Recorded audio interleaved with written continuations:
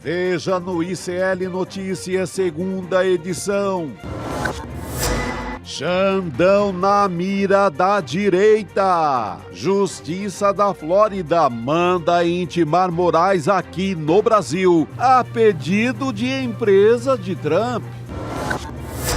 Lula sai das cordas. Em pesquisa de popularidade, presidente deixa opositores comendo poeira e ganha em todos os cenários para 2026. O futuro de Gaza nas mãos de sanguinários. That's exactly what you did. Em jantar, Trump e Netanyahu concordam em expulsar palestinos para países vizinhos. About finding countries that will seek to realize what they always say, that they wanted to give the Palestinians a better future. O ICL Notícias, segunda edição, está no ar.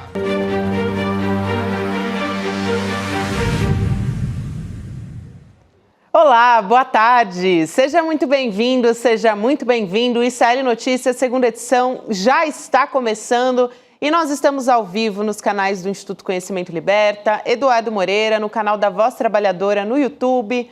Boa tarde para você que nos assiste pela Pop TV no Rio Grande do Sul e também para você que nos ouve pela web rádio São João, diretamente de Quixadá, no interior do Ceará. De novo, eu tô com a minha formação maravilhosa, Chico Sá, Heloísa Vilela, prontíssimos aqui. Pô, com Elô é um luxo, né? Pelo amor de Deus, é um luxo. Que maravilha. Boa tarde a todos. Mais um dia muito luxuoso aqui neste programa. Belo dia. Chico Sá. Pra gente contar sobre mais um capítulo do fim do mundo, como a gente sempre pra gente contar histórias de pessoas que vivem num luxo enorme, né? Verdade. Tem gente aí que gosta até de bife de ouro, né?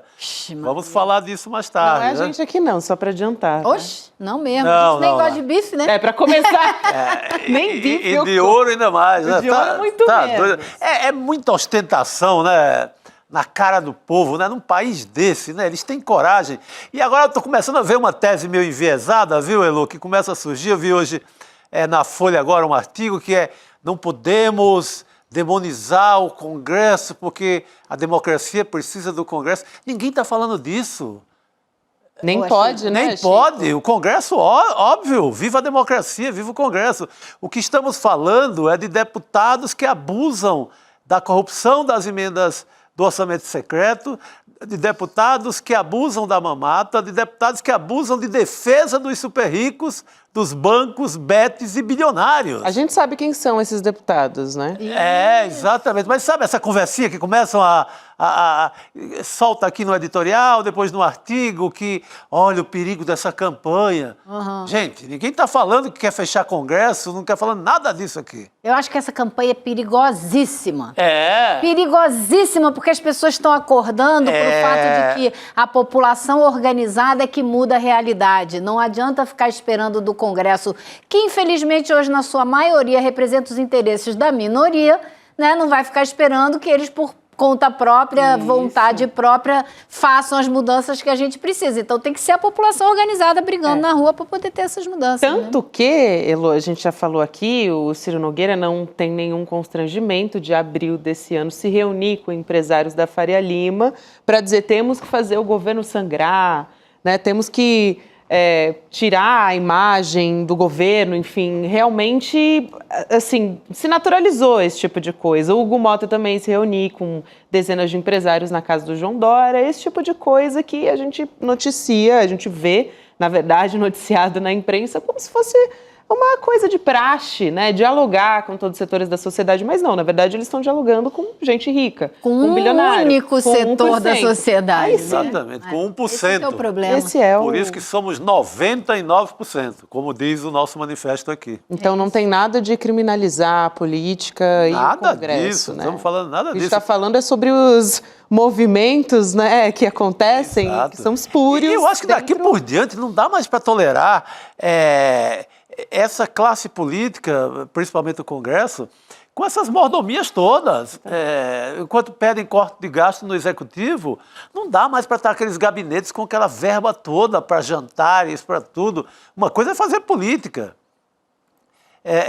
Tem que ter deputado, fazer política, fazer a boa política e tal, mas não pode ser com aquela verba toda, com aquelas viagens todas. O país não aguenta isso. E aumentando o número de deputados, Chico, aumentando de 513, botando mais gente lá dentro para ter mais verba, mais gabinete, mais assessor, mais viagem, mais gasto, num país que já tem muito mais deputado do que os Estados Unidos, por exemplo, que tem uma população muito maior. Então, como é que você justifica isso? Num Congresso que está dizendo que o governo tem que cortar gasto, tira da saúde, tira da educação, e eles vão lá e aumentam o número de deputados que eles têm na Câmara para gastar mais. Não dá, é muita hipocrisia. Bom, Elô, não dá.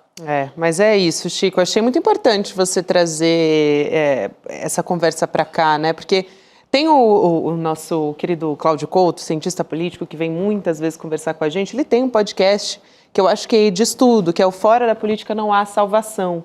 Então, não é isso que está sendo discutido aqui, né? E acho que estão tentando... os advogados de defesa do Hugo Mota da vida começam dizendo, não, gente, mas não pode falar mal do Congresso porque é importante na democracia. Óbvio que é. Estamos falando mais do deputado que vai comer bife de ouro a nossa custa. Claro. Não, e outra coisa, povo organizado, fazendo exigência, isso é política. Isso é pura política, a população organizada falando o que ela quer. Isso é super político, né? Nada mais político do que isso, Elô. E acho que vale a pena a gente, para além disso, a gente vai voltar a falar aqui dessa campanha dos 99%, né? Somos 99%. A gente ir para os Estados Unidos também dar uma olhada no que está acontecendo por lá e como isso nos impacta aqui, né? Porque o Trump, essa semana, defendeu Jair Bolsonaro, atacou o BRICS e agora também a gente tem as empresas do Donald Trump decidindo mais uma vez citar o ministro Alexandre de Moraes judicialmente. Então, a AGU, que assumiu a defesa do ministro no mês passado, pediu mais informações para decidir que rumo que vai tomar nessa história. Então, essas empresas indicaram o endereço do ministro aqui no Brasil para encaminhar o mandado judicial. E o ministro tem 21 dias, a defesa do ministro, né, para responder a um dos advogados que foi citado nesse documento. Então, segundo o processo Donald Trump, é aquele processo que diz respeito às empresas, a Rumble e também a Trump Media, a gente já falou aqui a respeito disso, né? Mas esse processo ele diz que o ministro teria violado princípios da liberdade de expressão, que é uma discussão que a gente vai ter aqui, mas que nos Estados Unidos é muito diferente do que a gente entende aqui no Brasil, né? O ministro ele pediu que perfis fossem bloqueados em plataformas que têm origem nos Estados Unidos, plataformas, redes sociais, a gente está falando aqui, né? E a justiça brasileira entende que essas empresas que operam aqui no Brasil, né, que têm perfis aqui no Brasil também, tem que seguir leis nacionais. Parece que faz sentido, ainda que essas empresas estejam com sede, né, tenham sede no exterior. Então, Elô, é mais um capítulo, vamos dizer assim, de fazer uma pressão para o ministro Alexandre de Moraes, né? E não só ao ministro, a gente não quer pessoalizar também essa história, porque no fundo, a gente está falando do judiciário, do STF, né? Claro, é pressão sobre o judiciário, evidentemente. Agora, o que eu acho curioso é que eles queiram que o Brasil siga as leis dos Estados Unidos. Então, é como se você fizesse um filme nos Estados Unidos e a classificação lá fosse liberado para maiores de 13 anos.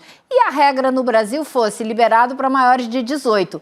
Aí aqui tem que passar aqui, porque nos Estados Unidos pode passar? Acho que não é bem assim que a banda toca, né? Então é isso que eles querem fazer. E eles tentam fazer isso no mundo inteiro. Tentam fazer que o mundo inteiro, né, seja obrigado a seguir as regras que são adotadas nos Estados Unidos. Como disse muito bem o presidente Lula ontem, anteontem, a gente não quer imperador, né? A gente não quer Donald Trump ou nenhum presidente dos Estados Unidos para ditar a regra de como a gente deve se comportar no Brasil. A gente tem que seguir as nossas leis. E qualquer empresa que operar no Brasil tem que seguir a lei brasileira. Isso para lá de simples. Só que esse problema vai muito além da internet e muito além das nossas leis e das leis deles, né? Isso é um ataque à nossa democracia, uma tentativa de ingerência na nossa democracia, na nossa soberania, né? Eu estava lembrando, Elô, você falando, eu lembrando de um exemplo concreto, agora há pouco, na nossa história, da interferência que aconteceu na Lava Jato. Quando tinha agentes da CIA trabalhando com o povo lá da República de Curitiba, da chamada República de Curitiba. Isso passando por cima de tudo que é lei. Havia uma cooperação por debaixo do pano entre CIA e Curitiba. Porque o interesse era acabar com a indústria nacional, com as empresas de construção do Brasil e etc. Então, é esse tipo de ingerência que eles querem. Chegar na Petrobras. Exatamente, chegar no ouro para eles. Exatamente. É sempre o interesse econômico. Sempre. Fundamental, gente, a gente tirar o véu, né, que tem por trás dessa história, e acho que ainda é mais uma pressão que acaba vindo num momento justamente que o Donald Trump está querendo defender o Bolsonaro, né, que é simplesmente a pessoa que está sendo julgada, né, por uma trama golpista aqui no Brasil, né? E ele está defendendo como se ele não tivesse inelegível, como se ele não tivesse submetido a esse processo todo. Então, a gente está falando de liberdade de expressão, né? E, na verdade, a gente sabe que o Bolsonaro pouco importa para ele. Isso. Verdade. Tem que lembrar, ontem, que o Brasil e a China assinaram... começaram a assinar os documentos que vai dar naquela ferrovia bioceânica. Isso. Que vai sair do Brasil para o Peru. Que vai ser uma alternativa ao Canal do Panamá. Assim, jogo sério, jogo de comércio internacional pesadíssimo. O Trump tem que jogar ali umas cortinas de fumaça, umas histórias ou outras para mostrar que está... para atacar o Lula. Na verdade, para atacar o Lula é atacar a China, de alguma maneira, atacar o BRICS. Bolsonaro, imagina se ele está preocupado com... A única preocupação dele, né, Chico, é ter mais um aliado da extrema-direita na América Latina. Né? Porque exatamente, que está perdendo terreno, a China está ocupando o espaço deixado. Engraçado você ter falado desse negócio do acordo do Brasil com a China, porque eu estava tentando pegar ontem o documento de um memorando de entendimento que a Secretaria de Ferrovias do Ministério dos Transportes do Brasil assinou com o seu equivalente lá na China. E eu vi a cerimônia era via internet, então uns aqui e outros lá na China. E aí, quando eu tentei pegar o documento, não me deram o documento. Sabe por quê? Disseram que a China pediu para não divulgar. Ou seja, eles querem fazer os acordos, mas eles não querem chamar atenção. Sim, porque eles já sabem o que vem. A reação que vem. Eles sabem a reação que vem. Então, o Brasil já está construindo a Fico-Fiol, que vai de Ilhéus até Rosa... é uma cidade em Goiás, bem na fronteira com Mato Grosso. Passa por lá e... Ali vai conectar com a Norte-Sul. E de lá segue e vai até o Porto de Xangai, que é um porto construído pela China no Peru, com concessão de 20 anos. Então, eles não querem. Já começou. Não querem, que isso já está em processo. Não é brincadeira. Será que é Mara Rosa? Mara Rosa, exatamente. Ficaram duvidando, isso é promessa da China. Não, eles já tinham começado. Tá aí. E o jogo da China é sempre esse, né? Caladinho ali, aprenderam ali com os tibetanos, com as religiões mais profundas deles e tome ocupar o espaço que era um espaço na América Latina dos Estados Unidos. Exato. Era e não era, né, Chico? Porque eu acho que essa é uma diferença... Claro, além de sistema de governo, etc., você pode elencar 500 milhões de diferenças entre Estados Unidos e China. Mas na relação que eles têm com os outros países da África e da América do Sul, existe uma diferença enorme, que é essa que a China faz negócios construindo infraestrutura que fica no país. A diferença é essa. E não é extrativista como os Estados Unidos são. Né? Então, essa diferença é muito grande. Ou então é um programa permanente que os Estados Unidos têm na América Latina, que é através do DEA, lá, que é de um suposto combate à guerra das drogas e tal. E, na verdade, é para infiltração política em todos os países. E tome de violência. E não deixa nada, é o contrário da China, não deixa nada, não fica obra, não fica nada. Fica nada. No caso do México, por exemplo, a última vez que eu vi era assim, o número de mortos dessa guerra contra as drogas promovida pelos Estados Unidos, financiada pelo governo dos Estados Unidos, era um número absurdo. Então, tome de violência e vende arma e combate, entre aspas, o narcotráfico. Claro. Isso. Né? Porque na hora do vamos ver, quando vão chegando nos grandes nomes, o próprio DEA, o Departamento de Drogas dos Estados Unidos, fala para si, esse aí não, que esse é meu aliado. Um depoimento que eu ouvi de um oficial, ele falou isso para mim. Quantas vezes eu cheguei no nome, eles disseram, tira a mão desse aí, que esse é nosso aliado. entendeu? A verdade é essa. Gente, eu queria olhar um pouquinho Voltar aqui para o nosso roteiro. Por favor. Na verdade, vamos voltar agora a olhar para o Brasil, porque a gente teve uma pesquisa que saiu que eu acho que é muito interessante, mostrando reação na popularidade do presidente Lula, porque a gente vem discutindo muito sobre como essa conjuntura toda iria refletir na popularidade do presidente Lula. E a gente tem a primeira pesquisa que está saindo desse cenário, que a gente teve essa puxada de tapete ali do IOF, né, no governo. Então, acho que é a primeira vez que a gente está conseguindo olhar os números depois disso. Então, a gente tem a aprovação do presidente. Para quem está nos acompanhando em vídeo, pode dar uma olhadinha aí na tela. Para quem está só por áudio, a gente vai ajudar aqui a entender. Então, a aprovação do presidente subiu 2 pontos percentuais em junho e mais de 47% aprovam o trabalho do presidente Lula.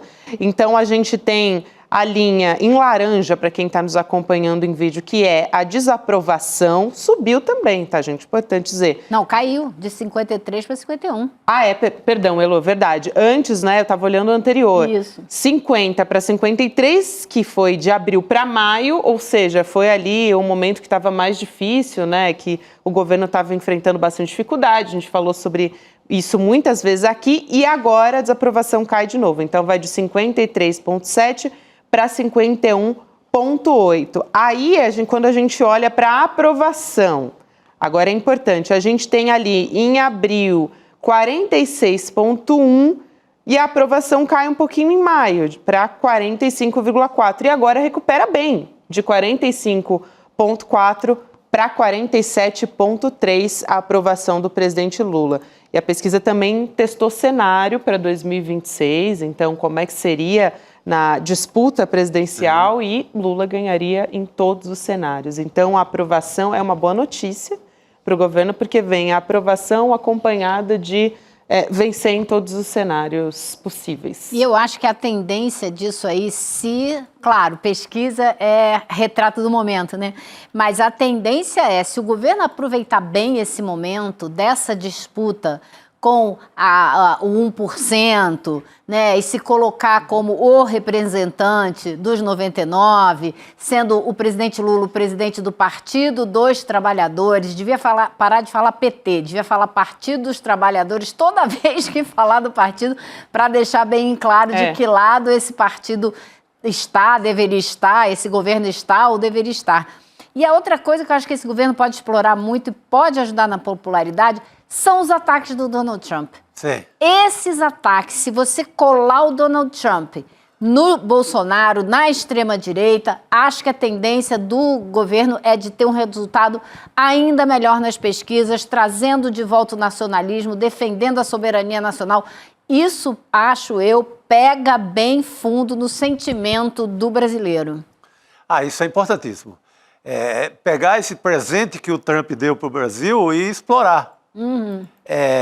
Em outros países, em pleno período eleitoral, quando o Trump se meteu, o candidato dele derreteu, como no Canadá, na Austrália. Então, é um presentão que o Trump dá para o Brasil, esse pedido para deixar o Bolsonaro em paz. Eu achei um pedido até meio fúnebre, sabe? Parece que, assim, no mínimo que vai aposentar o Bolsonaro da política. Deixa o homem em paz, sabe? Quem deve ter gostado é o Tarcísio de Freitas, né? E o Centrão do Hugo Mota, que deixa o cara em paz, deixa ele num canto, só não quer que prenda, ou deixa num canto. Esse é o pedido do Trump, na prática. Mas é uma bênção essa entrada do Donald Trump na política brasileira. Eu acho também. É excelente para o Lula. Contanto que não vá muito longe, né? Porque ele tem muitos meios, né, de provocar muita confusão aqui. Isso também a gente não quer, né?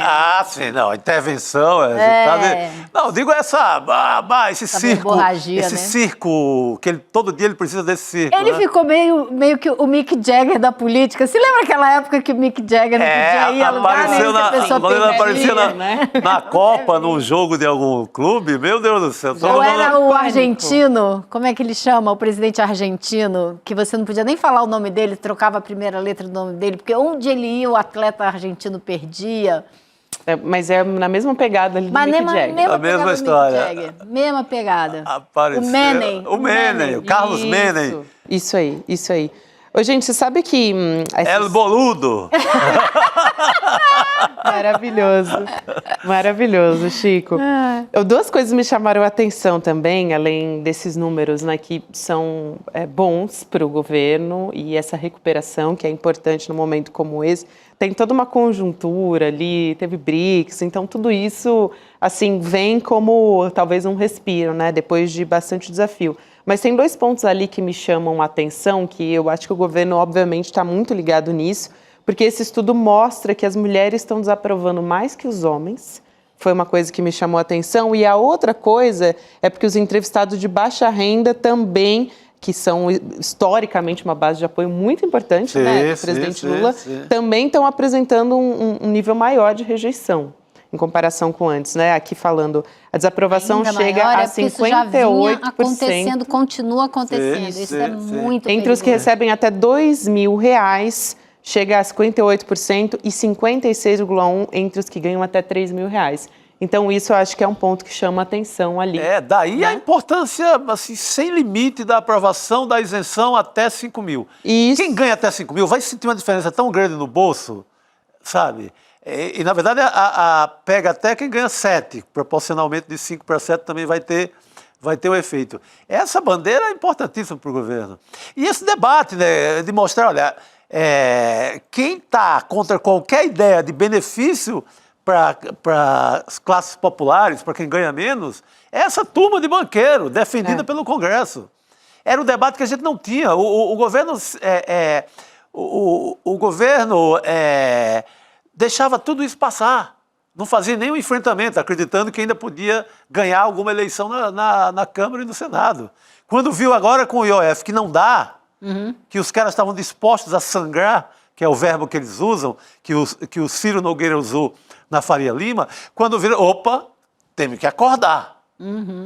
E eu acho que essa campanha toda, né, desses vídeos feitos com inteligência artificial, que já vinha comendo solta na internet, agora com o incremento da campanha que o ICL lançou, é muito importante reforçar isso, porque o Congresso, não o Congresso em si, né, o Centrão, né, os que defendem a camada mais rica da população, eles sentiram o golpe. E eles têm que continuar sentindo para que esse projeto que está para ser apresentado, o relatório, né, Arthur Lira é o relator, está para apresentar o relatório a qualquer momento, que ele realmente contemple que o governo quer não só a isenção, que vai ser a parte mais fácil, porque está todo mundo com medo das urnas, mas também que a diferença de arrecadação que o governo vai ter, o que ele vai perder, venha de quem ganha mais de 50 Senão também mil. não tem como, né? São os dois braços dessa proposta, né? Senão você vai tirar da onde? Também? Eles vão querer, eles em princípio queriam fazer o governo cortar gasto. Claro. Para poder, agora, depois dessa campanha toda, e se a população continuar em cima, vai ficar mais difícil. E deu uma personalizada no Hugo Mota, né? Muito mais, por exemplo, do que no Davi Alcolumbre. Teve aquela, você falou dos vídeos de inteligência artificial, na minha cabeça automaticamente veio aquele Hugo nem se importa. Isso. Né? O do jantar com os empresários, que é um vídeo assim que também viralizou. Então, ele mesmo está preocupado com essa história, né? Com Porque certeza. a imagem dele, o Chico falou, né? Quer dizer, o eleitorado dele é um eleitorado que vota no presidente Lula. É o eleitorado da Paraíba, né? Pessoas comuns, o pobre ali, o trabalhador, né? Que está no dia a dia, no sofrimento para ganhar a vida lá em Patos, na região dele, lá no sertão da Paraíba, que está dando o voto dele para receber uma facada. Porque dá o voto a ele e ele vai lá querendo cortar BCP, querendo cortar Bolsa Família, querendo cortar qualquer benefício. Conta de luz. Conta de luz. Aumentando a conta de luz. Então, esse voto que vem lá do sertão da Paraíba, ele é traído de uma maneira covarde, imoral. Então, eu sou lá José Pereira da Silva, lá de Patos, eu voto aqui no Hugo Mota para ele melhorar a minha vida. Ele pega uma passagem à nossa custa lá em Brasília, vem para Faria Lima, despacha com os banqueiros e vota contra essa gente. Não dá, né?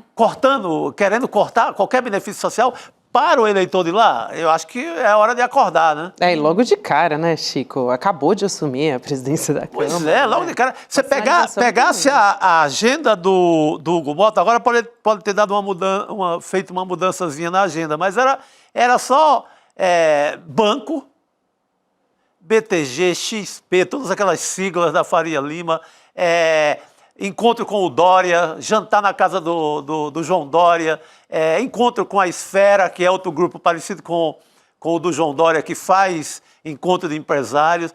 Ele só conversava com essa gente. Para quê? Para virar o grande advogado de betes, bilionários e o terceiro B, bancos.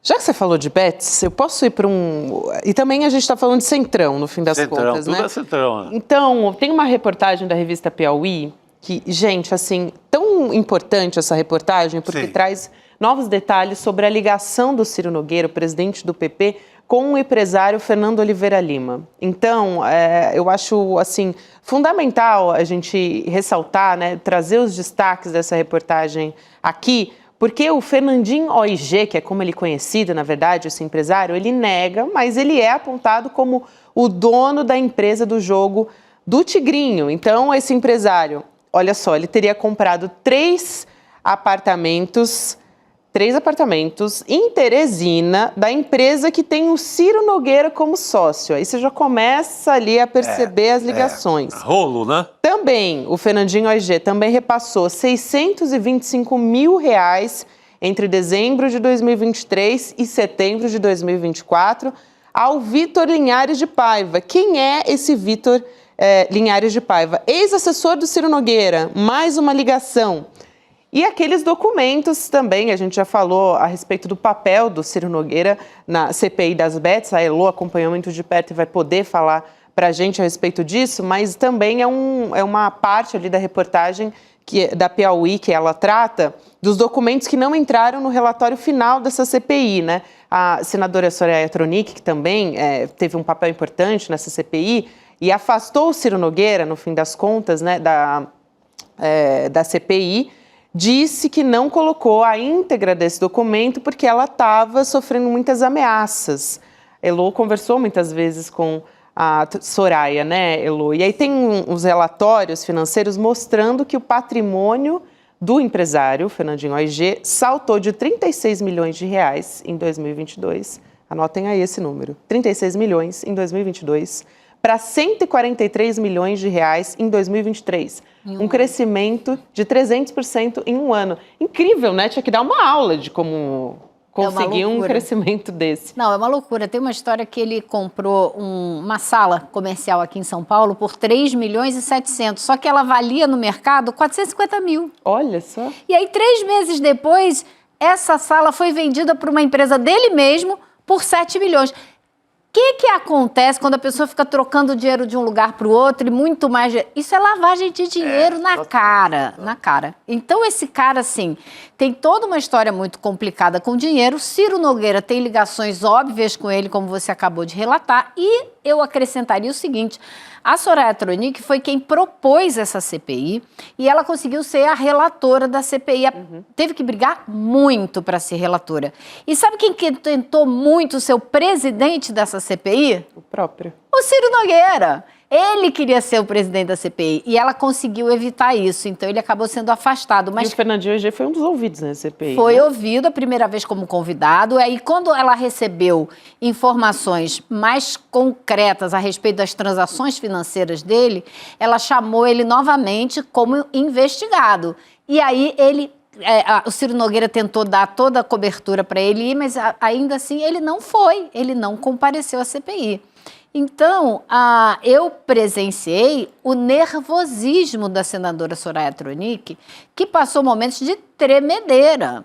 Ela estava apavorada, ela passou a usar segurança, carro blindado, porque a situação era muito delicada e ela não conseguiu colocar na CPI tudo o que ela descobriu. Ela teve que fazer coisas assim direto do gabinete dela, sem ser de dentro da CPI.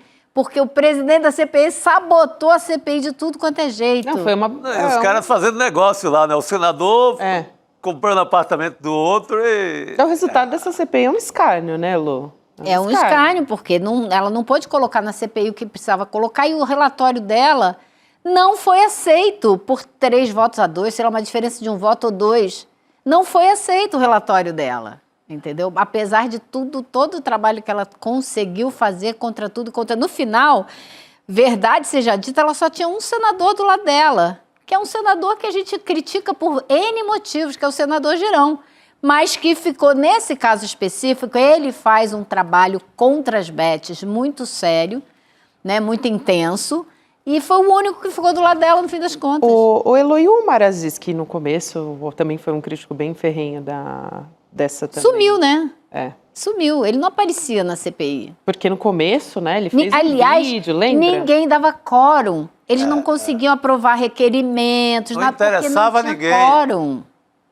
Não interessava a ninguém. O lobby das bets é gigante, assim, tem deputado, senador patrocinado por bets. E é dinheiro, não é brincadeira. Hoje mesmo a própria Piauí dá a notícia de que o Darwin, lembra do Darwin, famoso Darwin, do outro escândalo lá do Gustavo Lima, e daquela outra celebridade que eu esqueci o nome, com o Deolane do Gustavo uma Lima. Influenciadora, né? Que é o escândalo ali que começa na Paraíba, em Campina Grande, depois pula para o Recife, que envolve Vai de Bet e outra Bet lá do Recife. Um dos donos de bets lá, o Darwin, um nome inesquecível, Darwin. Inesquecível e Darwin coitado Filho, do Darwin, né? A Piauí dá agora que ele comprou o iate do Luciano Huck.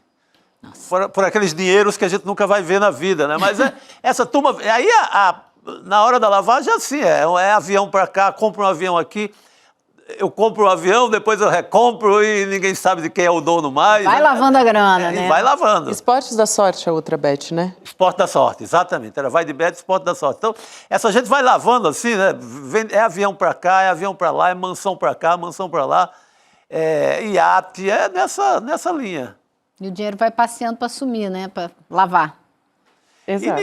E ninguém vai, assim, fazer uma grande luta contra as bets, porque pegue a programação das nossas emissoras.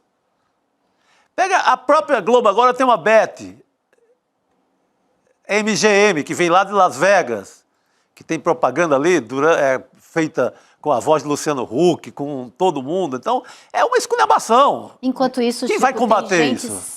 se suicidando, Sim. tem famílias destroçadas, Com tem gente dívidas. vendendo a casa da mãe. Eu entrei na manicure outro dia, ela estava me contando a vizinha, a filha da vizinha vendeu a casa dela para pagar prejuízo de bet. Então, Digno assim, de novela, assim, né? Não, e são pessoas e a vida real, é humildes, isso. é uma loucura. Aí você pega, eles patrocinam a programação inteira de várias emissoras do Brasil, e rádio, e tudo, e portal.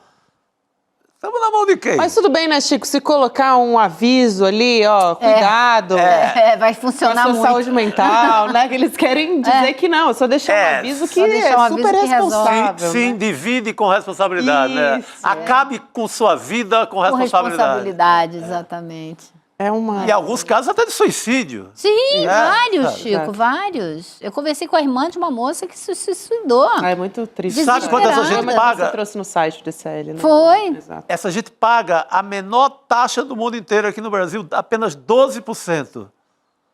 12% de imposto, o Haddad está tentando jogar para 18%, e essa gente não emprega ninguém. Não. É só computador, é meia dúzia de emprego. Eu acho que não Sabe? devia nem taxar, devia proibir, porque você taxa, você fica dependente Sim, daquele já. dinheiro Não, também, né? Eu digo, a taxação já era para... Mas é ridículo, tinha que ser 40, 50. Quando foi implantada no governo Temer, depois passar pelo Bolsonaro também sem pagar nada, a festa ficou sem eles darem um centavo. Loucura. Agora ainda deixa esses 12% aí, mas não dá. Por mim, fechava. É ridículo, absurdo. Elô, vou te liberar, minha querida, Vai, então por vou embora. hoje. Pô, Elô. Ah, não, mas a gente gostou muito da formação volto. presencial. Outro dia eu volto. A gente vai te segurar em São Paulo, Não, e vai poder voltar para Brasília. o chat aqui também, explosão de alegria com Agora vamos dar boas-vindas ao Rodrigo Viana, né? Agora Fazer vem o essa homem. substituição. Tô aqui quietinho dos no meu craques. canto, só ouvindo. Vem, Rodrigo. Vem Tá aqui. aqui Vou. só Tava doido ouvindo pra aqui, entrar tava no lendo. papo também. Bom programa. Valeu. Mas Tchau, conversa pessoal. boa é gostoso de ouvir também. Aqui, é Tchau, Elô, ótimo. obrigada. Tchau, querida. Bom ter você aqui com a gente também. Você sabe que jornalista fala muito, mas quando a gente vai ficando um pouco mais velho, a gente gosta de ouvir também, né? Não é? Gosta mais de ouvir. É bom. Sim.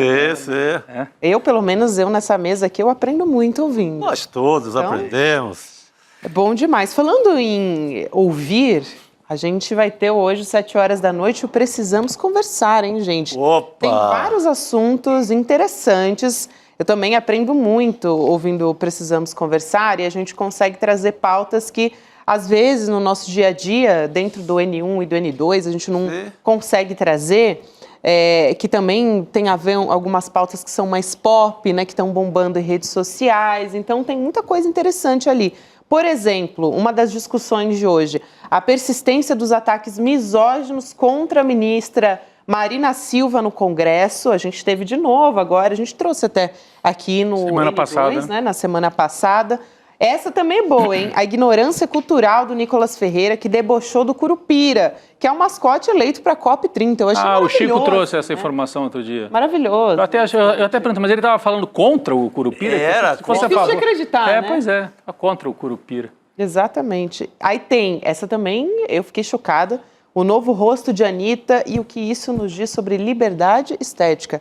Essa aí é bem polêmica, né, gente? Essa dá o que falar. Dá muito o que falar. Eu não sabia, mas aí de repente eu me deparei com a foto e falei, gente, quem é essa pessoa? Eu fui ver a Anitta. É outra pessoa? Totalmente diferente, depois de passar por procedimentos estéticos. Mas já tem um uma bocado de gente discussão. ficando tudo igual, né? Tem hora que eu não conheço uma celebridade da outra, porque resolveram Cada vez mais entrar igual. numa linha de Colocaram montagem. numa forma, né, e vai sair. Entrar numa linha de montagem ali, é tudo igual. Tá ficando parecido demais, meu Deus. Rosto mais afinado.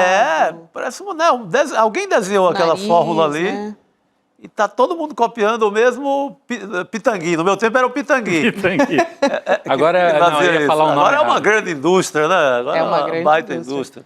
Agora é uma indústria que é aqueles filtros, né, de rede social que você, enfim, afina o rosto e aí o olhar fica um pouco mais assim, como é que eu vou dizer, né? Como se não existisse mais ruga. Ele fica mais puxado, assim. É uma coisa, enfim. Tem um nome específico que agora eu não vou me lembrar, mas que a cirurgia tem um nome. Enfim. Tem a condenação também do P. Diddy e a relação entre fama, violência e impunidade. Também é uma discussão que Saiu barato pro cara, né? Passou ileso. Pegou o único crime que ele foi condenado é de ter transportado garotas para prostituição. Isso. Mas a parte mais barra pesada, ele se livrou de tudo. Se livrou de tudo. Até uma namorada dele, né? Era submetida ali. Sim. É impressionante. Essa história, eu acho assim... Dá até um mal-estar, né? De ouvir essa história. Pesada. E o nosso manifesto. Somos 99% pelo fim dos privilégios do 1% mais rico do país. Então, É capaz de bater em 300 mil, hein, o manifesto, hoje ainda. Olha, se o Chico Sá duvido. cantar pedra, acho que a gente bate. Duvido, mas... Tem que duvidar, né, Chico? tem que a que psicologia duvidar. A reversa aqui. zica reversa. A zica reversa, isso aí. Mas, olha, motivo para assinar esse manifesto, digamos que se você não for da Faria Lima, se você não for dono de Betis, como eu citei agora, o dono dos iates, se não for dono de banco, olha, é fácil de assinar. Se Dá tiver pra chegar. um Jeep Renegade, já dá para assinar. Ó, a gente tá... O grande mal dessa discussão é esse, né? O cara tem uma coisinha ali, paga umas já acha que ele é prestações, milionário. ele acha que vai ser prejudicado. O Haddad, o Taxado vai me pegar. O Taxado não quer saber do senhor. É irrelevante, né? Assim, Não dá, dentro não dá. dessa patota. É para bilionário, querido. Ó, quase 263 mil pessoas assinando. Enquanto a gente fala que até atualizou o número, já está bem pertinho de 263 mil. Então, fica a dica aí, 99%.com.br, 99 numeral, % por extenso. Mas, ó, então fica o recado aí, hein, do Precisamos Conversar. Vai ser logo na sequência do nosso N2, com a Juliana Baroni, a Sucena, a Márcia Tibura, a Nina Silva e a Sara Zara. E você pode entrar no grupo de Zap do Precisamos Conversar, que é o icl.com.br/precisamos conversar, para ficar dentro de tudo. É um grupo exclusivo e a gente dá uns spoilers ali também. E vamos seguir, hein, gente, porque hoje a pauta, assim, tá muito boa. Simbora. E a gente traz aqui um super jornalista, né, enfim, investigativo, que traz novidades aqui para a gente conversar, que é o editor do Intercept Brasil, Paulo Motorim. Motorim, é sempre um prazer te receber aqui, seja muito, muito bem-vindo. Obrigado, Gabi. Boa noite, Chico, Rodrigo. Faz bastante tempo que eu não apareço por aqui. Verdade. Tava com saudades de verdade. vocês. Estava com saudade, a gente sabe que quando o Paulo Motorim aparece é porque vem bomba, né? gente? Essa matéria que ele lançou é muito boa, cara. É uma delas, viu, Rodrigo? Eu vi essa delas. das imagens do partido... Bom, conta primeiro. Vamos Por começar a favor, falar demais vamos aqui. contar a história completa, mas a Isso. repercussão tá gigante. Eu vou dar um contexto aqui, mas o Motorim vai poder explicar muito melhor pra gente, claro, porque ele vai comentar uma reportagem que ele trouxe, né, escancarando a incoerência do Republicanos, que é partido do Hugo Mota, a gente falava dele agora há pouco, é partido também do Tarcísio de Freitas, governador de São Paulo também. Então, se por um lado eles estão com esse discurso, né, porque na prática não tem nada disso, mas eles têm defendido esse discurso do corte de gastos, eles também usam, e é isso, por isso a importância da reportagem do Motorim, né, eles estão usando dinheiro público para ostentar viagem em jatinho. Tem o tal do bife de ouro, que a gente falou aqui na abertura do programa, né, Chico Sá? Tudo isso com dinheiro público, tá, gente? Então, vamos começar pelas viagens do Hugo Mota, Motorim. A gente tem aqui informação da sua reportagem no intervalo de só 2 semanas. Prestem atenção nessa informação, hein, gente? Enquanto ele estava costurando a aliança para se tornar o favorito na sucessão do Arthur Lira na presidência da Câmara dos Deputados, o Hugo Mota torrou, sabe quanto, gente? Pelo menos, tá? É uma base aqui, R$ 232.500 em voos fretados. De novo, só reforçando, tudo pago com dinheiro público via fundo partidário para cumprir trajetos que são cobertos por linhas comerciais, né? Então, foi uma escolha ali. E a gente tem aqui a imagem, Motorim, de uma das notas, né, de uma viagem entre Belém e Brasília, no dia 26 de outubro, com um valor de R$ 110 mil. E acho que você vai poder explicar muito melhor para a gente, outubro de 2024, claro, né? Quando ele estava ali fervilhando essa... Em campanha para a presidência da Câmara. Perfeito. Então é dinheiro do fundo partidário, do partido e não da Câmara ainda, né? Nesse caso. Exatamente, Né? Tá. exato. Conta pra gente, Motorim. Vamos lá, Gabi. Aproveitar aqui rapidinho a oportunidade de dizer que eu fiquei muito tempo sem aparecer no ICL, porque eu também estou há muito tempo sem publicar grandes reportagens no Intercept. Lembrar que a última vez que eu apareci aqui, infelizmente, eu não vim em carne e osso, mesmo que à distância, porque eu sofri uma enxurrada de ameaças de morte, perseguição e violência física depois de ter revelado o paradeiro de bolsonaristas condenados pelo 8 de janeiro que estavam foragidos na Argentina. A gente sabe que essas ameaças, com as quais vocês também estão acostumados, elas servem para nos desestabilizar, nos botar medo e nos fazer parar. E sim, eu fiquei em silêncio por 3 meses, mas não, eu não parei, eu continuei investigando e o resultado dessas investigações desses últimos 3 meses está sendo publicado desde semana passada na nova newsletter que eu assino agora no Intercept, chamada Cartas Marcadas. E é nela que eu publiquei essas 2 histórias que a gente vem contar hoje. A primeira delas sobre esses gastos exorbitantes de dinheiro público do Hugo Mota. Aqui, veja bem, não estamos falando de imagens ou informações produzidas com inteligência artificial. Estamos falando de dados públicos, informações obtidas no site de prestação de contas, em que o Republicanos, partido de Hugo Mota, Tarcísio de Freitas, presidido pelo Marcos Pereira, informa os seus gastos de dinheiro público proveniente do fundo partidário. Lembrar como que o Hugo Mota se tornou rapidamente esse nome de consenso na Câmara. O motivo a gente não sabe exatamente, ele era só um dos nomes que disputava a candidatura, né, o posto de presidente da Câmara. Lembrar que tinha também o Elmar Nascimento, outros candidatos, mas rapidamente, depois das eleições municipais de 2024, o Hugo Mota vira um nome de consenso. O que a gente descobriu nessa investigação com base nesses dados públicos? Que essa movimentação relâmpago que lhe garantiu o apoio de 5 dos mais importantes partidos da Câmara, que ele rendeu em fevereiro do ano seguinte à presidência, foi regada a muito dinheiro público. Vamos lá, no dia 23 de outubro de 2024, Hugo Motta foi o passageiro único de um voo fretado pelo Republicanos de Campo Grande a Brasília, que em uma linha comercial deve custar R$2, R$3.000 se comprar em cima da hora. Sabe quanto o Hugo Motta, a partir do Republicanos, com o dinheiro do povo brasileiro, pagou nesse voo? R$60 mil. Que isso? No dia 26, só 3 dias depois, ele voou de Brasília a Belém e retornou tudo no mesmo dia para ir no aniversário da família Barbalho, realizado lá em Belém, cheio de políticos. Ciro Nogueira, o ligado ao Tigrinho, estava lá também. Quanto que o Republicanos pagou para essa viagenzinha bate-volta do Hugo Motta? R$110 mil.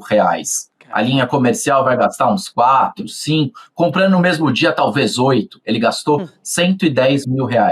E em 11 de novembro, mais uma pernada, Belo Horizonte, São Paulo, Brasília, novamente Hugo Motta como único passageiro, R$63 mil. BH, Brasília, São Paulo, você não gasta mais do que de 8, 10 mil reais. Então a gente trouxe essa história na newsletter Cartas Marcadas, porque o Partido Republicanos é o partido do Hugo Motta, o partido que derrubou o IOF, o partido que vem falando em corte de gastos, em austeridade, em contenção dos gastos públicos, e o que a gente mostrou nessa edição de Cartas Marcadas, a nova newsletter aí do Intercept, é que enquanto o discurso de austeridade e de corte de gastos é para o povo, para eles é jatinho, é voo particular, são gastos de dinheiro público exorbitantes. Então a gente veio mostrar que se o portal da transparência serve para supostamente descobrir um maquiador no gabinete da Erika Hilton, ele serve também para buscar os grandes gastos. O tal do maquiador ganhava R$2 mil por mês. Das 50, o voo para Belém, o Hugo Motta gastou 50 vezes mais. Então, se a gente vai falar de contenção de gastos, desperdício de dinheiro público, vamos falar das grandes cifras e vamos falar de todos os espectros ideológicos. A nossa newsletter, o Intercept, está a serviço desse debate para mostrar quem realmente gasta o dinheiro público no Brasil. Excelente. Certamente não são os maquiadores da Erika Hill. Excelente. Eu ia falar Muito bom. Desculpa, Gabi, você ia chamar um outro trecho. Eu ia chamar o bife de ouro, gente. Vamos ver o bife bife de ouro. né? O bife de ouro é um restaurante tão bom lá no Rio de Janeiro. Né? O restaurante é tranquilo ali. É outro bife de ouro, esse bife daí, de ouro, né? Bife de ouro. Mas aí, nesse caso, é o bife ostentação, né? É o bife ostentação, exato, que é do presidente do Republicanos, o Marcos Pereira. Seguimos com o mesmo partido, com o Republicanos. Seguimos com o mesmo partido para mostrar um vídeo que foi obtido pelo Intercept, né, mostrando o Marcos Pereira num jantar, claro, de muito luxo em Nova York. Você está vendo aí as imagens na sua tela. Ele aparece. Esse é o chefe, né? O famoso chefe do bife de ouro, que é o Salt Bae.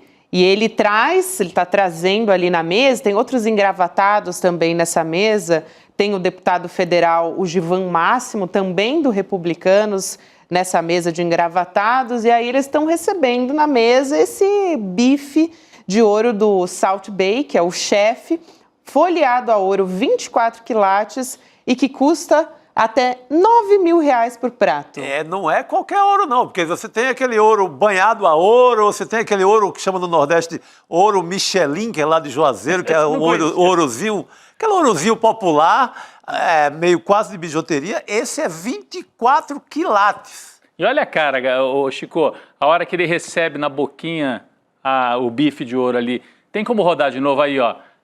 Ele corta, né, o bife salpicado com ouro, o chefe, e aí vai aparecer o Marcos Pereira, aliás, ligado à Igreja Universal do Reino de Deus. Ligado não, né? Foi pastor a esse aí. Esse aí é o Marcos Pereira, presidente do Republicanos. Motorim, conta pra gente assim, o significado, o simbolismo dessa imagem aí. Foi em maio, né, Motorim, esse vídeo? Exatamente. A gente está na semana do Gilmar Palusa, né, que são esses convescotes fora do Brasil. O Gilmar Palusa lá em Lisboa, mas lembrar que em maio teve em New York City os nossos deputados, ministros e toda a alta cúpula da República Brasileira se reuniu em Nova York para uma série de encontros, entre eles o encontro do LIDE, o grupo do João Dória e diversos outros, o Esfera Brasil. Foi uma semana ali que reuniu boa parte da República. e a gente teve acesso a esse vídeo inédito. E, de novo, não é inteligência artificial, caro presidente Hugo Mota, caro governador Tarcísio de Freitas, caro presidente do Republicanos Marcos Pereira.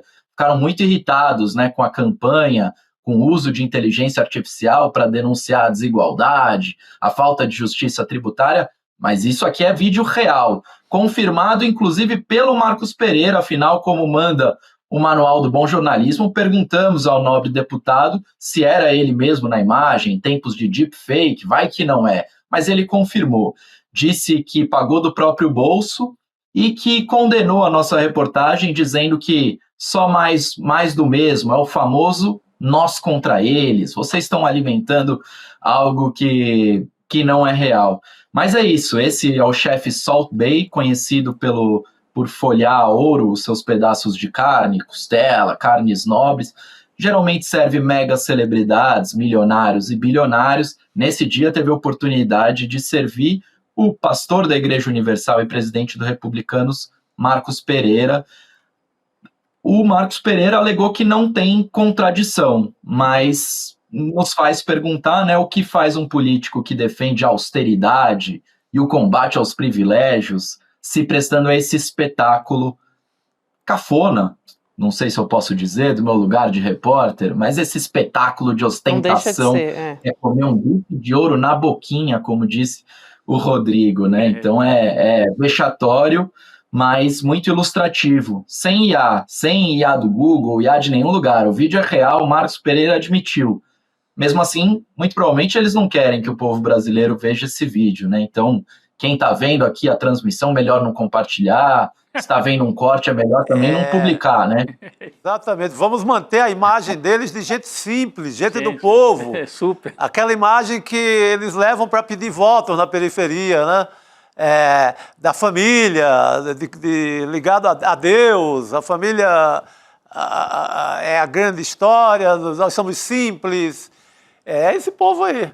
Aliás, só para complementar aqui, né, Motorinho, o outro lado, vamos dizer assim, né, o que o Marcos Pereira alega para o Intercept é que o jantar também foi pago com recursos próprios. Então, reforçando aqui, para a gente não deixar de dizer, né, também o que ele alega. Mas é interessante, até a Bianca Pasquim aqui da nossa equipe relembra, né, enquanto isso a gente tem uma insegurança alimentar bastante importante, que até diminuiu agora o mapa da fome, né? Da ONU, caiu 85% no Brasil em 2023, logo depois que assume ali o presidente Lula, a gente tem uma melhora desse cenário, mas ainda assim é um escárnio, né? Você ser parlamentar num país que tem uma desigualdade desse tamanho, né? Pessoas ainda em situação de segurança alimentar e você comer bife de ouro, né? É um pouco sambar na cara dessas pessoas. Totalmente. E o complexo de Colônia, né? Porque eles fazem esses encontros ou em Nova York ou em Lisboa. Faltou aí Londres no meio do caminho, que também durante um tempo foi mais fácil. A turma que é mais saudosista ali vai para Lisboa, que é o sentido de Brasil, colônia mais antigo. É mais antigo, eles são mais tradicionalistas. A turma mais sebastianista, ligada ao rei Dom Sebastião. Isso, a volta de aquela Dom Sebastião. saudade mais antiga da história. E a turma mais moderna vai para Nova York, que é a nova corte. Os novos ricos. A corte pós-64. Exatamente. Mas tem um complexo, né, de colônia, de buscar a metrópole, né, Gabi, que tem a ver com o que você vai falar agora. Boa, que Gilmar Palusa, né? Falando do Gilmar Palusa, né? A gente está falando do uso de dinheiro público, né? Até nesse caso é para lobby com empresa. Então a gente tem uma reportagem da agência pública, da Alice Maciel. Está no site do ICL também, tá, gente? Vocês podem ler por lá. Essa reportagem está mostrando como grandes empresas participaram desse fórum com autoridades brasileiras, do judiciário, do legislativo também, como, por exemplo, vou citar só algumas que aparecem na reportagem da Alice, empresas com ações tramitando no STF, como iFood, Light, Âmbar Energia e Sul América, além de diretores da Meta, Bradesco Seguros, Vale, BRF e JBS. Então, assim, a gente está falando de grandes empresas, né? É um lobby de essa imoralidade, né? Como as coisas se juntam com o próprio Supremo, né? Que tem sido tão zeloso com a democracia, mas tão descuidado outras ligações, como na área da legislação trabalhista. Outro dia vi o Barroso cantando Roberto Carlos, não sei, uma música romântica na casa do dono do iFood. Sabe, o iFood cheio de coisas para decidirem lá, inclusive a questão dessa exploração, essa mão de obra aí precarizada.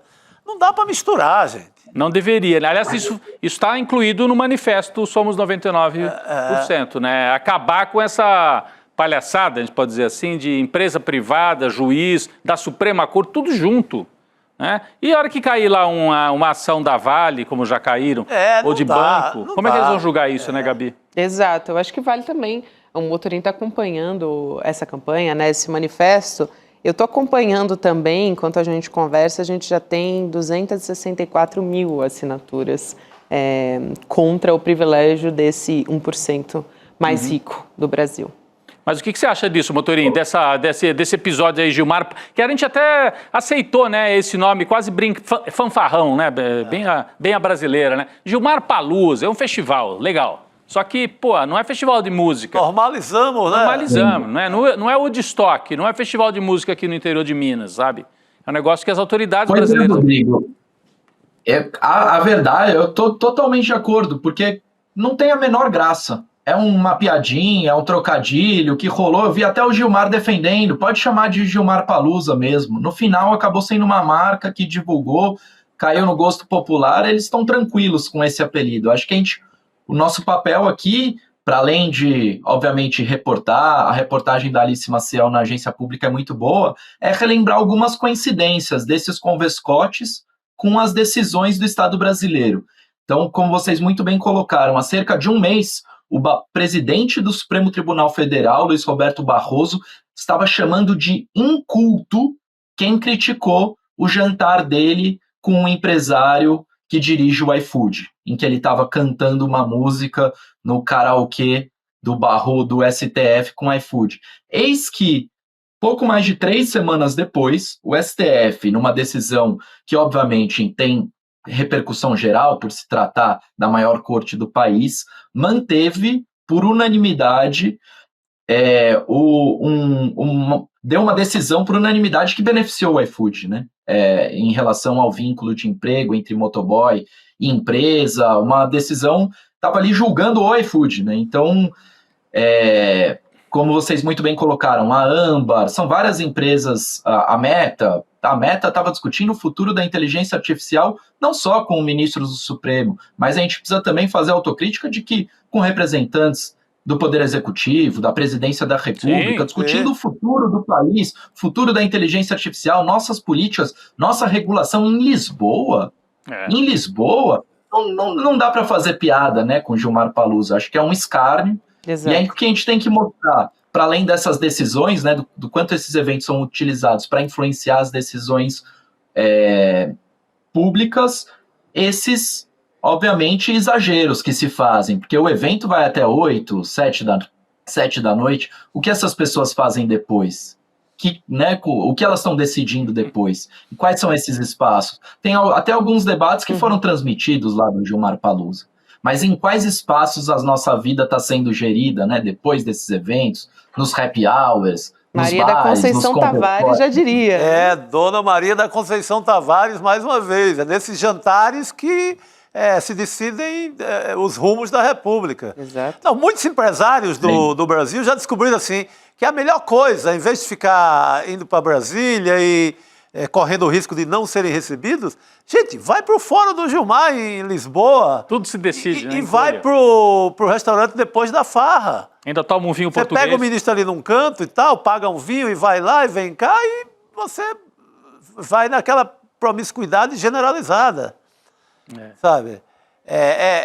Vira, esse tipo de fórum vira isso. Em Nova York também é a mesma coisa. A gente viu aí o bife de ouro. Eles comendo bife de ouro, quantas decisões malditas não foram tomadas nessa hora contra a população mais pobre? E você vê reportagens e mais reportagens aí. Eu acho que tem que fazer mesmo. O Lula ficou hospedado em não sei que hotel, a Janja fez uma compra, comprou não sei o que. Ok, né? Talvez não seja prioridade absoluta, porque o presidente tem que viajar, mas quer fazer sobre a primeira-dama. Você viu alguma reportagem sobre as autoridades que estão lá em Lisboa, algum jornal manda o seu repórter para fazer esse bastidor, ou até essa denúncia, aonde que eles vão jantar, o que gasta, etc, né? Não, estão lá para, na verdade, até ajudar a divulgar, ou para captar as declarações oficiais dadas durante os encontros, né? Então, é um momento em que também a parte da imprensa brasileira está junto com o Gilmar. Tá junto. Porque é bom, você viaja, não sei se alguns viajam a convite também ou não, mas enfim, de alguma maneira ficam ali no entorno dessa grande festa da elite brasileira que tem esse complexo de buscar as velhas metrópoles para se organizar, né, para ajudar a se articular, Gabi. É importante a gente jogar luz, né, discutir isso aqui, expor o que está acontecendo e também agradecer ao Paulo Motorim por vir aqui conversar com a gente pelas reportagens que são, excelente. assim, fundamentais, Motorim. Muito obrigada, é sempre um prazer te receber. Não demora tanto para voltar dessa vez. O homem voltou com tudo, Obrigado, gente. Muito feliz de estar de volta. A partir de agora, toda terça, tem matéria nova na nossa newsletter lá no Intercept. Excelente. Estou aberto a convite. Sempre um prazer estar com vocês. Valeu, obrigado, Motorim. Obrigado, querido. Boa noite. A gente segue por aqui, a gente estava falando da Maria da Conceição Tavares, Chico Sá. Você sabe que o Haddad, ele deu uma entrevista para o Portal Metrópolis que me lembrou muito da Maria da Conceição Tavares, né? Vou explicar por quê. Ele disse hoje que o combate à desigualdade vem junto com o desenvolvimento de uma economia. Então, ele foi questionado ali, né, sobre a briga, vamos dizer assim, entre o governo federal com o Centrão, né, sobre essa questão da justiça tributária também. E aí ele falou o seguinte, abre aspas, não existe nenhuma economia desenvolvida com esse nível de desigualdade. Nós precisamos enfrentar isso se nós quisermos ter um crescimento sustentável. Fala-se de voo de galinha. O voo de galinha acontece porque as pessoas não têm renda.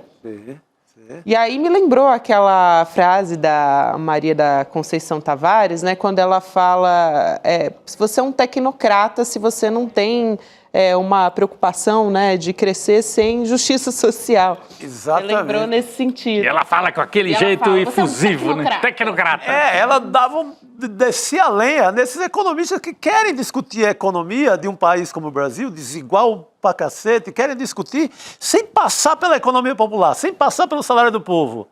É o que o Nassif também chama de cabeças de planilha. Os cabeças de planilha. Ele tem um livro chamado Os Cabeças de Planilha. Esse termo é muito bom também. É porque o Brasil já teve economistas que pensaram um projeto de nação, né? Isso. Celso Furtado e outros, os herdeiros de Celso Furtado, a Maria Conceição Tavares, enfim, Beluso e outros. E agora sérios, né? Agora você tem os cabeças de planilha imperando forte, né? E entravando o desenvolvimento do Brasil. É isso. Muito bom, eu acho que tem tudo Excelente. a ver, né, com essa... Eu gosto desse momento pistola do Haddad, né? Quando ele fica pistolinha assim, ele diz as verdades. Ele diz as verdades, né? Que o Centrão não gosta de ouvir. Eu acho que tem tudo a ver com o 99%, né, com o abaixo-assinado. Completamente, que a gente tá falando justamente sobre justiça tributária e social, no fim das contas, né? Então, quero mais uma vez chamar as pessoas, para quem, inclusive, não conhece, a gente vem falando sobre isso essa semana aqui no ICL, quando a gente encampou, de fato, esse abaixo-assinado para impulsionar justamente os 99% que somos nós, né, trabalhadores, trabalhadoras e pessoas que não não faz nem assim, cócegas no dedo do pé desse 1%. O pequeno empresário também, o pequeno empresário, o médio empresário, está aí também, e não é 1%. Eles estão com a gente, né? Eles não estão com os bilionários. Não estão com os bilionários. O dono da pequena indústria, de uma metalúrgica, por exemplo, faz lá cadeiras de ferro, estantes de ferro, etc. Esse cara dá emprego, esse cara produz. Sim. Enquanto isso, ele vê a turma da Faria Lima bilionária sem ser taxada em nada, não paga imposto nenhum, não dá emprego, pô. É isso. É isso. Então, a gente tem aqui o site 99%.com.br, lembrando sempre que o 99 é em numeral e o % por extenso, para você poder assinar, compartilhar e participar ali. Ontem o Edu chamou a atenção aqui também, né? Dá para você colocar o seu avatar e fazer parte, né? Encampar de fato a campanha. A gente está agora com mais de 265 mil assinaturas. Dá para chegar a 300 mil. Até amanhã no N1 chega a 300 mil. Amanhã a Vivi vai anunciar... Ah, não, amanhã não tem, né? Amanhã é feriado. Mas amanhã tem uma live. Tem uma super live Tem uma que a live... Gabi vai comandar, não é isso? Isso, vai ser 8 horas da manhã. Então você vai anunciar os 300 mil. mesmo. Você, Gabi. Estamos falando O Eduardo Moreira e o Leandro Demore, não é isso? Não, sou eu. Leandro Demore tá com uma suspeita, tá com um problema de saúde. Opa, saúde, Demore, saúde. Demore que deve voltar. Se espirrar, saúde. Mas eu vou estar lá fazendo com essa tarefa aí, hercúlea disso. Você vai ser a voz oficial dos 300 mil. Vamos chegar aos 300 mil. Vamos chegar lá. Aliás, tem muita gente que está apoiando a nossa campanha, né? A gente tem, por exemplo, o rapper, o Gog, né, gente? O Gog, grande Gog. Ele gravou? Ele gravou um vídeo. Vamos assistir? Vamos lá. Salve time, Gog na voz. Será que você vê alguma razão enquanto o suor do povo escorre, a champanhe da elite transborda, a quebrada aperta o cinto, os bancos simplesmente afrouxam os colarinhos? Chega de pagar o luxo com a fome, chega do silêncio vestido de terno. Somos a maioria, mas só número não muda o jogo. Basta. Assine agora o manifesto, somos 99% conscientes. Ali, o avatar que eu falei no final aparece, né? Com o Gog, Isso. é justamente disso que eu estava falando. E o deputado Lindbergh Farias, também vice-líder do governo Lula no Congresso, também foi um que mandou um vídeo aqui pra gente, a gente vai tocar a partir de agora. Vamos lá. Não é justo um gari pagar 27,5% e um milionário que ganha 50 milhões por ano pagar menos de 2%. Isso é escandaloso. Olha, nós estamos virando o jogo na sociedade. A tag de hoje, pessoal, é pobre paga, rico lucra. Nós temos que virar esse jogo. E eu queria dizer para você, queria pedir para você assinar o manifesto. Somos 99%, lançado pelo Eduardo Moreira. E quinta-feira, todo mundo de São Paulo, mobilização, vamos para o MASP mostrar que o povo está virando o jogo, que os bilionários, as bets, os bancos, dessa vez, serão chamados a contribuir. Aí, o Lindbergh foi para as redes E ele sociais, falou o verbo certo é assim. contribuir, porque a gente não está falando de... Não vai acabar com o patrimônio desses caras, muito pelo contrário. Em vez deles terem 100 aviões, vão ter 99 e uma asa. Não vai tirar nada, sabe? Não tira nada dessa gente. Vão ter os mesmos iates, as mesmas coisas. Vai cortar o quê deles? Um bife de ouro? Acho que nem isso, né? Não corta nada. Nem isso. Ninguém está falando de revolução bolchevique. De jeito nenhum. Não é revolução bolchevique, é pagar imposto. O justo, né? É justo. Rapaz, é um negócio impressionante. A elite brasileira... Os caras não querem morrer com nem um centavo, cara. Olha, e vocês falaram aqui no começo do programa, essa virada nas redes já está dando resultado político, né? Sim. Apareceu até na pesquisa o Lula já recupera um pouco, não é recuperação estrondosa, mas retomar a ofensiva, faz bem, né? Fez bem para o campo político mais à esquerda. Então é importante esse manifesto, ajuda também a manter viva essa ofensiva contra esse centrão. Porque a frase do Ciro Nogueira não era, vamos colocar o Lula de joelhos? Sim. Isso. Parece que não deu muito sangrar, certo. Né? Fazer sangrar. por aí. Parece que não deu muito certo, né? Aliás, vocês falaram, o Trump, quando ataca o Brasil, acho que mais ajuda o nosso lado do que atrapalha. E a mesma coisa, o Centrão, quando fez esse ataque desmedido, descalibrado, ajudou o lado de cá a retomar a ofensiva. E isso está nesse manifesto aí que é muito importante você assinar. Vamos chegar a 300 mil amanhã e vamos chegar a 1 milhão em breve. Opa! De assinatura. Já. Enquanto a gente conversava, chegamos a 266 mil e contando. E Tamo contando. Vamos para cima. Bora. Vamos falar do noticiário internacional também, gente? A gente vai chamar o professor de Relações Internacionais, Leonardo Trevisan. Aliás, fiquei muito feliz que o professor veio aqui, porque todas as vezes que ele vinha no segunda edição, não era eu que estava aqui. Agora finalmente com a Gabi. Aí eu falei, poxa vida, eu queria tanto conversar com o professor. Prazer te receber, professor. Sou muito fã do seu trabalho. Bem-vindo. Bem-vindo. Bom, Gabriela, que bom. Muito obrigado, muito obrigado. Boa tarde, boa tarde. Boa tarde. Chico, boa tarde, Rodrigo. Boa tarde a todos que nos escutam. Valeu. Vamos lá, professor, mas na verdade o assunto assim é preocupante demais que a gente vai começar conversando, trazendo um pouco de contexto aqui com o professor, né, sobre os planos do Benjamin Netanyahu sobre o genocídio em Gaza. Então, continuam fortíssimos, mesmo depois da guerra contra o Irã, talvez até mais, né? A novidade dessa semana é de que os Estados Unidos, junto com Israel, estão à procura de países vizinhos, olha só a gravidade dessa situação, ali no Oriente Médio, para receber a população de Gaza. Então, é parte de um projeto maior de expulsão total do povo palestino. E a gente tem o Netanyahu, num jantar com o Trump, dizendo a repórteres, então, para a imprensa que estava presente ali, que quer dar aos palestinos, abre aspas, a liberdade da escolha, fecha aspas, numa fala completamente cínica, né, visto tudo que a gente está assistindo na faixa de Gaza. Vamos assistir a esse vídeo, na volta a gente volta a falar. Vamos lá. I think President Trump had a brilliant vision. It's called free choice. You know, if people want to stay, they can stay. But if they want to leave, they should be able to leave. It shouldn't be a prison. It should be an open place and give people a free choice. We're working with the United States very closely about finding countries that will seek to realize what they always say, that they want to give the Palestinians a better future, and those who, and I think we're getting close to finding several countries, and I think this will give, again, the freedom to choose. Palestinians should have it, and I hope that we can secure it close by.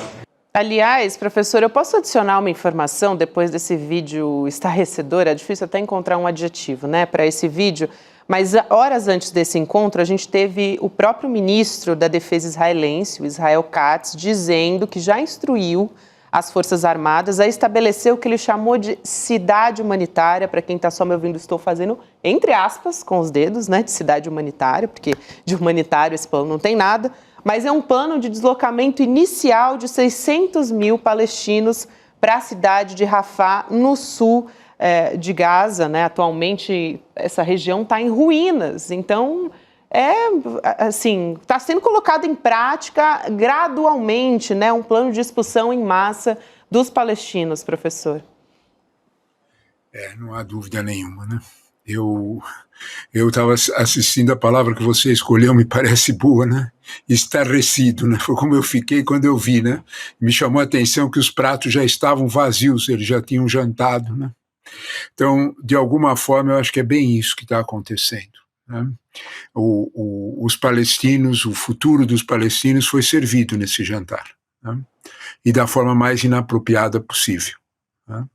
Quando nós olhamos para esse processo, né, observem aí, né, quando nós olhamos para esse processo, nós temos que entender que a abertura dessas conversas inclui os países árabes moderados. Isso é que mais me preocupa, isso é o que mais assusta o mundo, né? A Arábia Saudita, o Catar, que é o interlocutor preferido, né?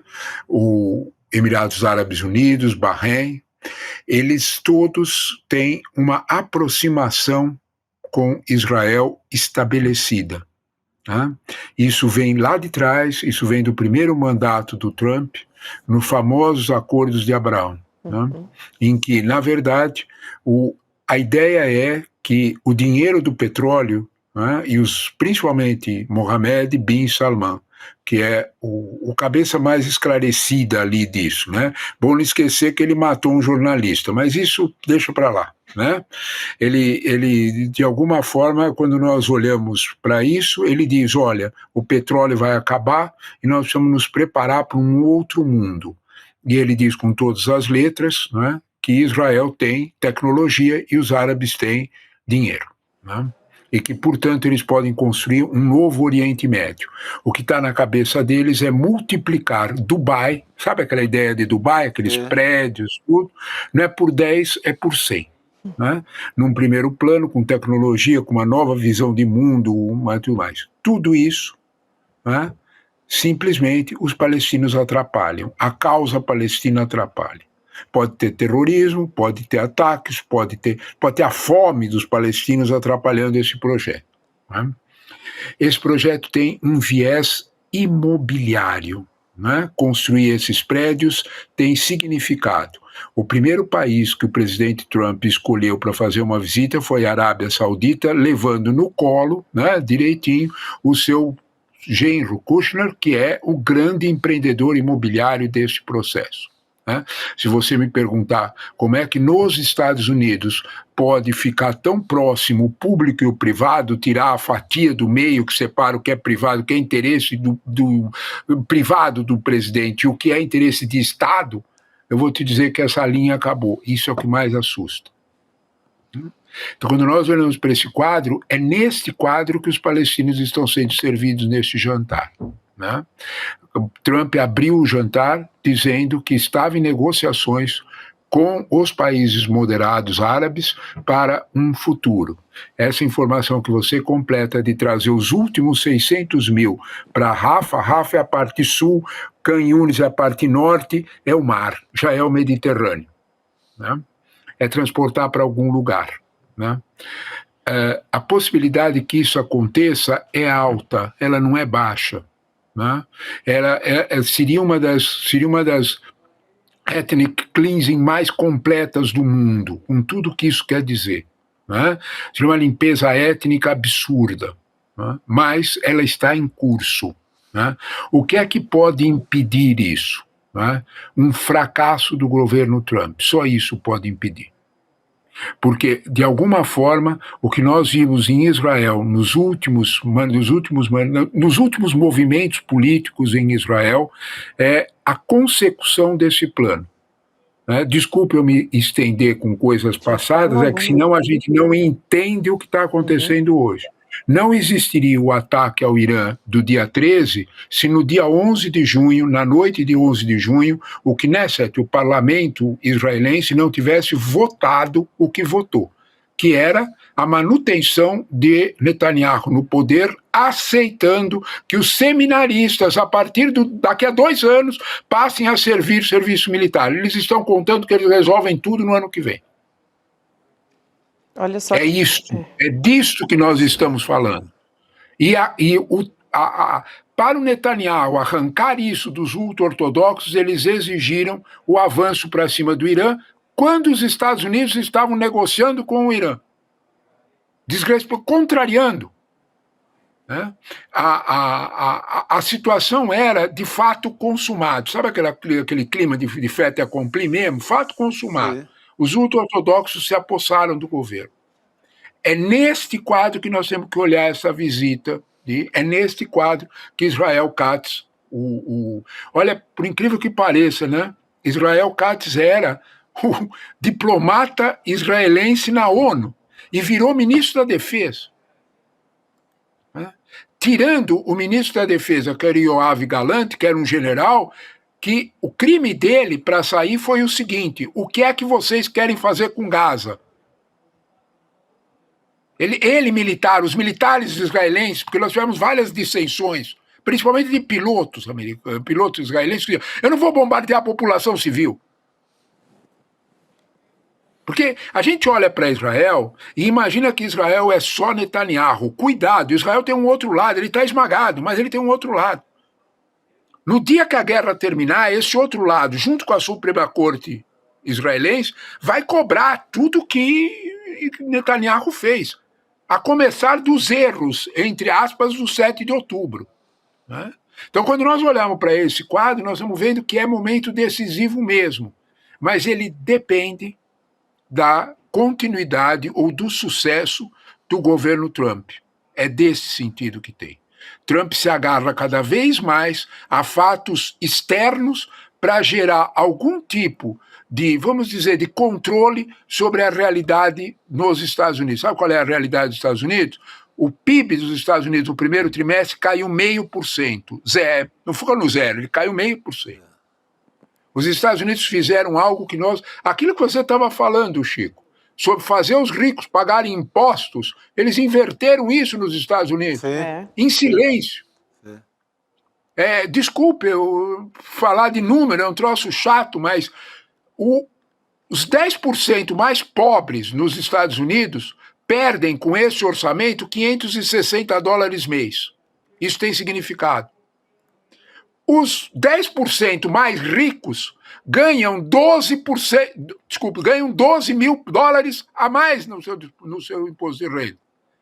O 1% mais rico, por isso que é tão certo vocês falarem em 99% e 1%. O 1% mais rico ganha 32 mil. Olha!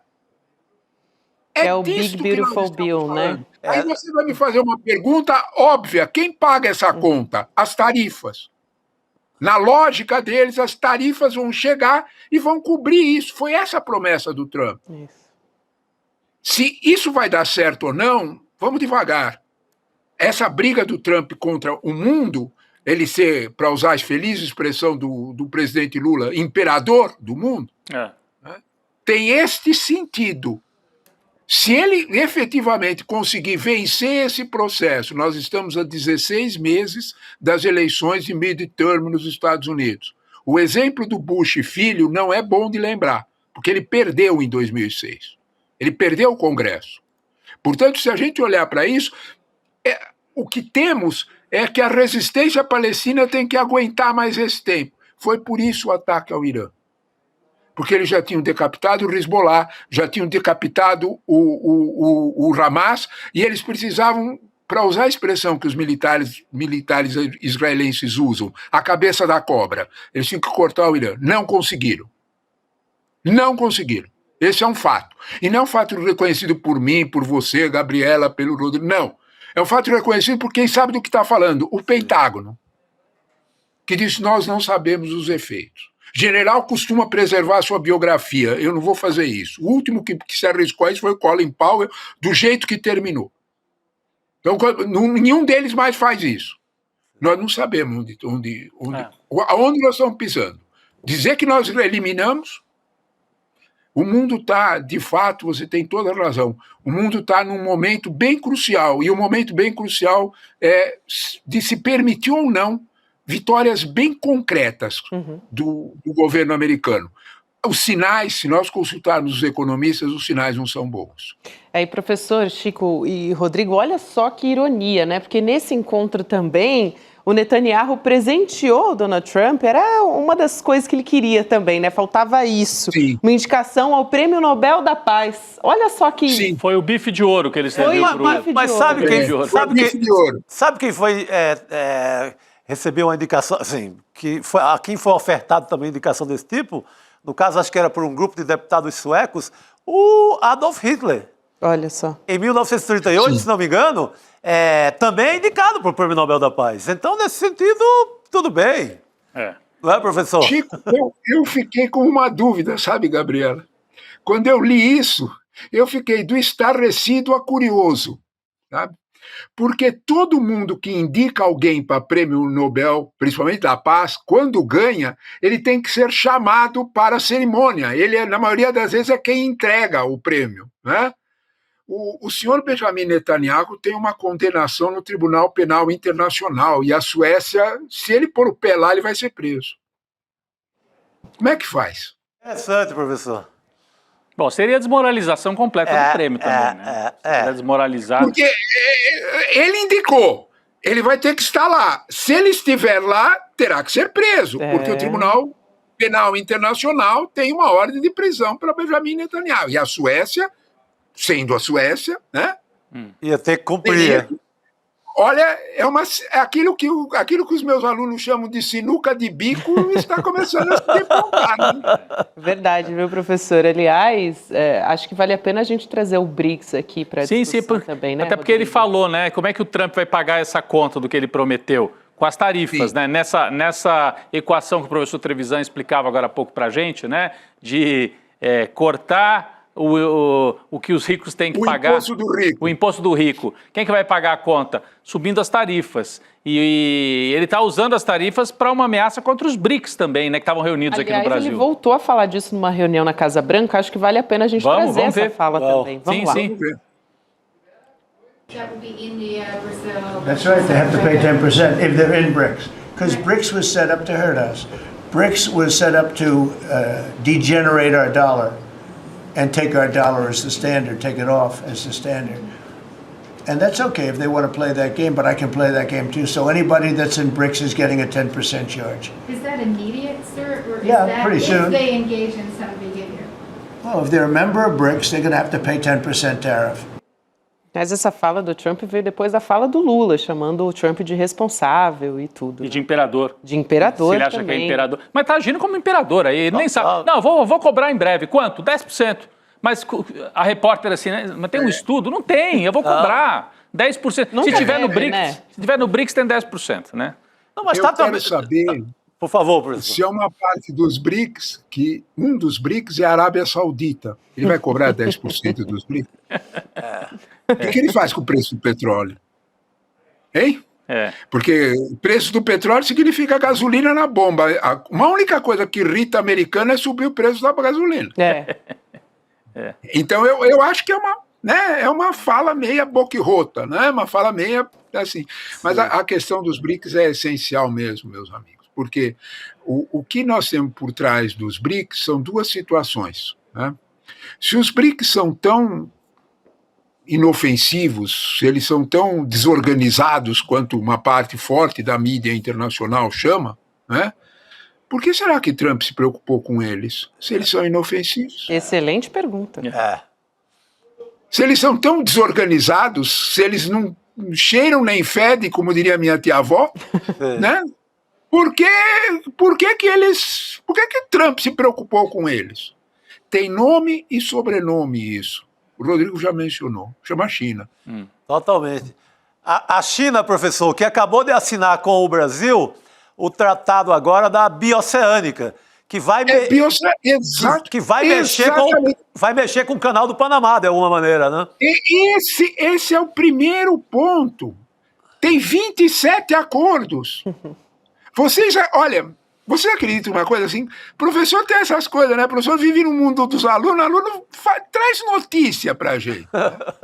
Um aluno muito bom, né? Muito bom, cujo pai tem algum recurso, estava falando em ir embora para os Estados Unidos. Olhou para tudo que estava, ele olhou para mim e falou: professor, o senhor sabe como é que eu faço para ir para a China? A China diz que está aceitando. Prefiro ir para a China. O peixe caiu. O pai dele queria que ele fosse para os Estados Unidos. Ele já prefere a China. É isso. É por aí. Ele está mais ligado no que está acontecendo. Pôs a cara numa família que tem grana para pagar o que custa uma escola privada. Peraí, isso é só um sinal. E é um sinal importante, lá de baixo, da base, de que, de alguma forma, quando a gente olha para o contexto da emergência da China, nós temos que olhar o que ela está prometendo. Chico, eu concordo inteiramente com você, a interoceânica, ligando o Atlântico com... Na prática vai ligar Ilhéus com Goiás, é isso que vai ligar. E são 5, hein? Porque tem outras pelo Amazonas que vai ser entregue agora em novembro, que é hidro. Tem uma última por baixo, por Argentina e Uruguai, que também se interessa. A Argentina é contra a China, desculpe, não é não. Né?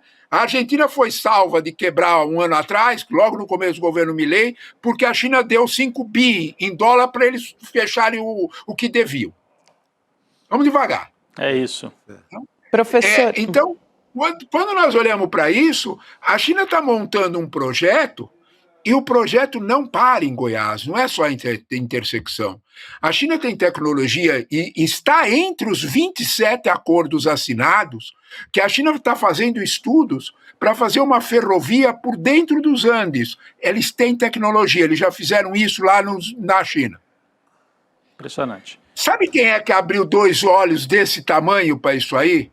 Sabe quem gostou disso aí? O agronegócio brasileiro.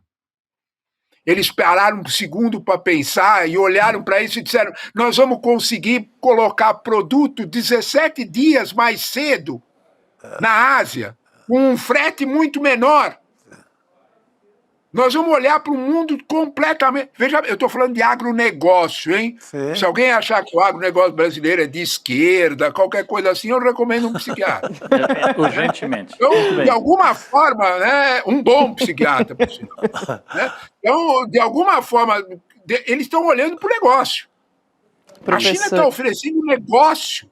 E nesse sentido, vai do pai do meu aluno, vai do meu aluno a ferrovia, que vai furar os Andes. É isso. Com data marcada, e chinês entrega.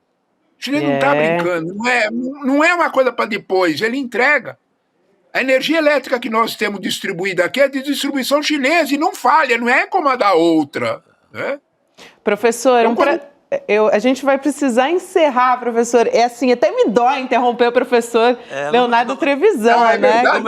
No melhor momento da aula. Vamos ter que chamar o professor de novo. Não tem nada de aula, tem uma boa conversa, meus amigos. Estamos excelente. Muito obrigada, professor. Ó, já fica o convite para o senhor voltar, hein? Porque a gente quer continuar essa aula também, que tava mas os fatos vão continuar. Nós voltamos quando chegar no 1 milhão, pode deixar, vai ser breve. Agora gostei, professor, muito bom. Que maravilha, professor.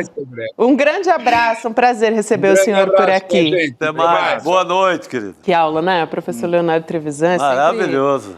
Assim, a gente fica envolvido no papo, né? A gente sabe que o programa tem hora para acabar, mas a gente fica envolvida, a nossa audiência também. Vamos nessa, né, gente? Agora tem o Precisamos Conversar na sequência. A gente vai do Precisamos Encerrar direto para o Precisamos Conversar. Precisamos Encerrar, que a nossa equipe estava aqui cobrando a gente, né? Que é o programa aqui, que os nossos bastidores, né, da nossa produção está sempre de olho. Chico Sá, Rodrigo Viana, uma boa noite para nossa audiência. Amanhã a gente está de volta e agora você fica com o Precisamos Conversar. Amanhã tem live, hein, de manhã. Tchau, gente. Até lá. Dia 27 de julho, eu vou anunciar para vocês o novo e revolucionário capítulo do ICL. As universidades vão entrar em pânico. As empresas de streaming vão perder o sono. As empresas de educação não vão saber o que fazer.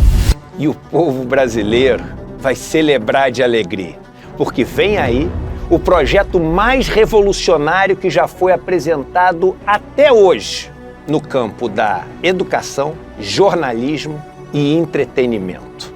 Vocês não podem perder esse anúncio. Você e sua família vão poder eternamente fazer parte desse novo ICL.